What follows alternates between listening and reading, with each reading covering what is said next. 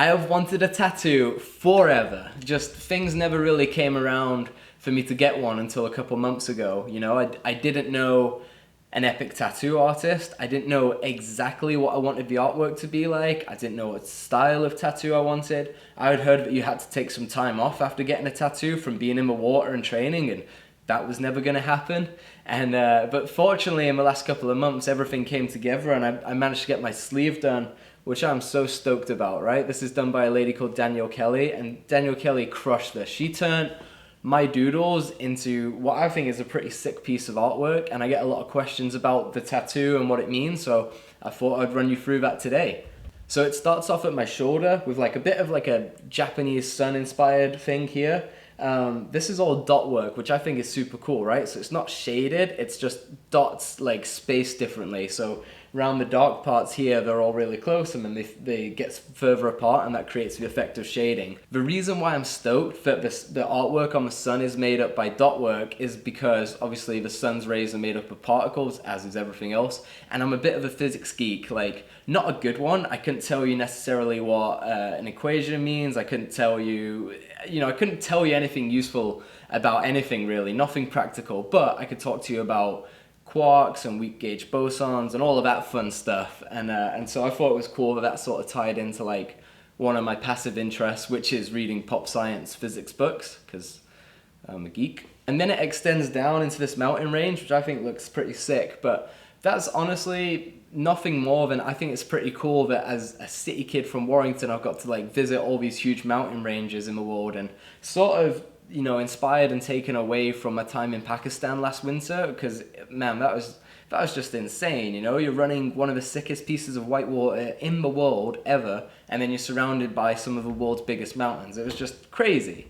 And it was cool to go and see that country, because there's been so much bad press about that place, and I can honestly say it's like one of the safest places I've ever felt. I'm more worried about walking down the wrong street in Orford in Warrington than I am walking anywhere in Pakistan. Those people were lovely. Highly recommend a trip if you want to go. Beautiful country, great people, scary whitewater.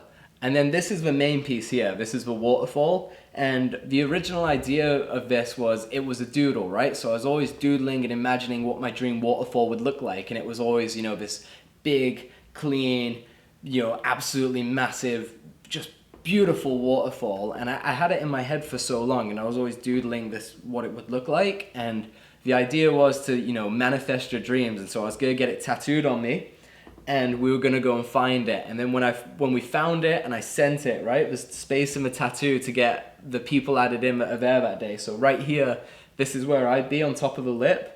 Adrian would be stood on this rock doing safety, Dana be in this Zeddy doing safety, Caleb would be over here. Whoever else was there that day would probably get a spot on this arm, because if we ever found that waterfall, that'd be a pretty massive moment in my life. And so hopefully we find it, and hopefully I get to fill in the pieces to that artwork eventually one day. And then Alexandra happened, which, if you're not familiar with that, basically Alexandra is a 110-foot waterfall.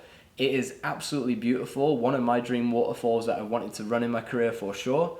And I had a really good line down it. I was really happy with how I kayaked when I look back on the footage, but I go down and I pop up, and then the curtain of water falling hits me, and one of my friends, who actually is a good physics geek, Max Mugglestone, what a name, he ran the calculations on this, and he reckons I got hit by 3.5 tons of force, which absolutely fucked my day up.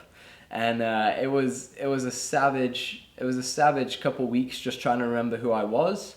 And up until very recently, my eye socket was all fractured and messed up, and up until very recently my vision wasn't right. It wasn't blurry necessarily, but just things weren't adding up. This eye was seeing something and this eye was seeing something, but they weren't connecting. And so I would have like a hard time with like depth perception and like long distance, and it was weird. But everything's back to working order right now, which is sick. But that accident was the first time where I've ever like stepped back and like tried to identify what makes me happy in kayaking. Like, do I genuinely enjoy this, or am I just sort of rolling with the momentum from like, the stoke in my crew and other descents and what other people are doing? Or am I like individually, am I doing this because I love it, or just because I'm just going with it? And the thing that I sort of decided on is that it doesn't matter what type of white water I'm on. What makes me happiest is long days on the water with my best mates and challenging myself. You know, it doesn't matter what water it's on. It just has to have those ingredients, and then I'm stoked. And you know, definitely a lot to think about. You know, like every time I run a waterfall now, you know, I'm like, is this worth the potential for me not being able to crush laps down Little White with the boys for the rest of my life? And you know, sort of a heavy conversation, but definitely a pivotal moment in my life. And so we adapted the tattoo to make it look more like Alexandria. I think it's Alexandra. I don't remember, funnily enough. Probably because I was concussed. And then right here, these swirls are inspired by Theodor Schwenk's work, right? So Theodor Schwenk is probably my favorite scientist of all time. And he is a bit of a savant. He was sort of discredited because of his views on faith and all this stuff, but however you want to look at the bloke, that dude studied water profusely, and he came up with a bunch of sick drawings and sick takeaways of how water works. And his book, Sensitive Chaos, is probably pound for pound my favorite book in the world. Not necessarily for the story, but for like the like takeaways and the insights of how, you know, like a fundamental element works. And I just thought it was so sick, and I loved his work and how he drew so clearly of like how water interacted. And when you read that book, you see water down the river differently. You know, you'll be kayaking down and you'll be like, oh, it's just like page 71 where he's explaining how fluids interact around corners and all of this stuff, you know. And so I love that book. It made me see water differently. But anyway, that's what that's for. So obviously you can see it's like the waterfall drops, the current picks up. It looks like it just wants to keep on flowing forever, but bam, it can't, because there's a blockage, and that blockage is the recent Isimba Dam on the White Nile. And the reason why that dam is so significant to me is because it got rid of Nile Special, and Nile Special was a big perfect wave in Uganda, and it was my backup plan in life. You know, everyone talks about, all the grown-ups like, you need a backup plan in case plan A doesn't work out. Nile Special was mine. I thought if things ever got really rugged in life, I would just fly to Uganda, I'd get a job in the local like pineapple field, and then I go work, and then I go shred Nile Special after work. And I can't do that anymore because they dammed it and they flooded the river. So that's what that band is for, you know. It's sort of like just sort of a remembrance of those special sick evenings at Nile Special when the sun is setting, you know, when the wave is prime, when the eddy is filled with your best mates, when the local kids are like cheering you on from the bank. It was just so special.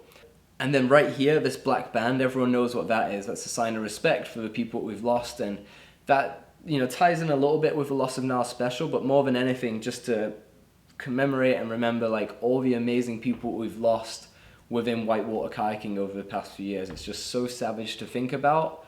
And yeah, that's all, you know. I'm not going to get super deep on this video about that because it's a video about a tattoo, but that's what the black band is for all the friends that we've all lost.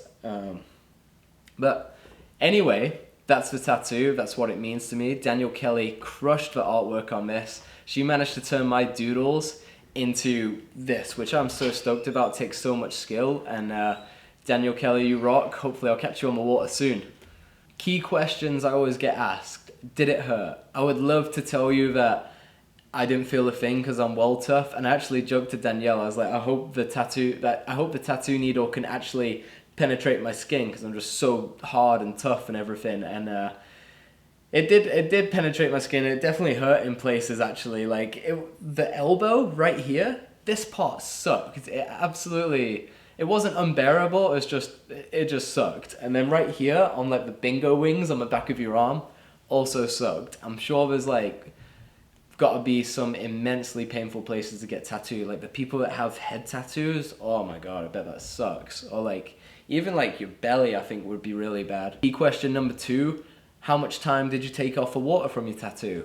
For this one, I took no time off. I got tattooed by Danielle. I went to a meeting. I got the train back to Nottingham, and I was kayaking that same evening.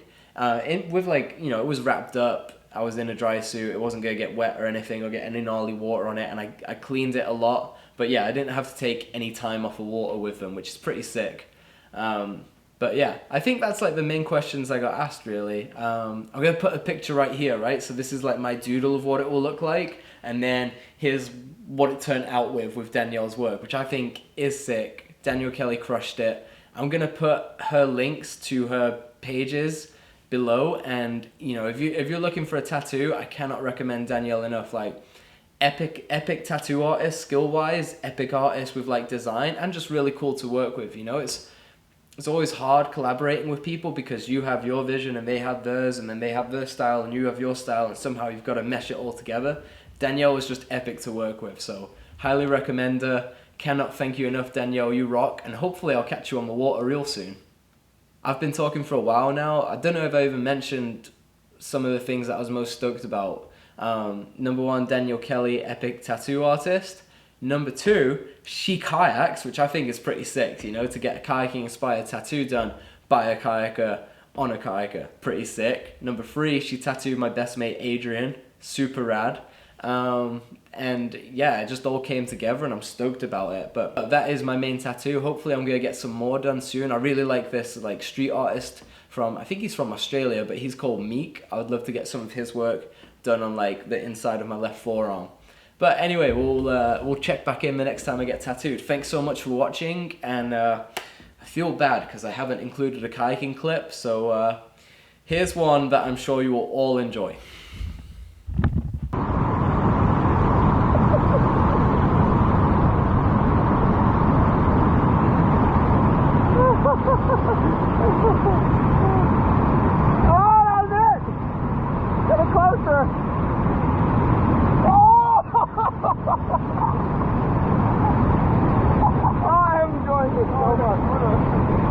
Alright, I tried it.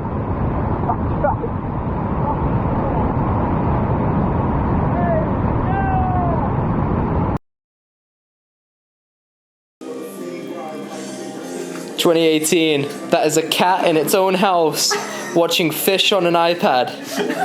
Oh, no, he's shopping for cat toys. No. He's Skyping his friends. Okay, now he's sending his emails. What are you on? You back on YouTube? What is he? He's gonna comment. He's gonna comment. Keyboard warrior.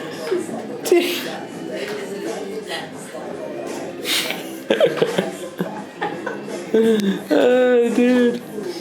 Legendary. Fucking, what a legendary animal.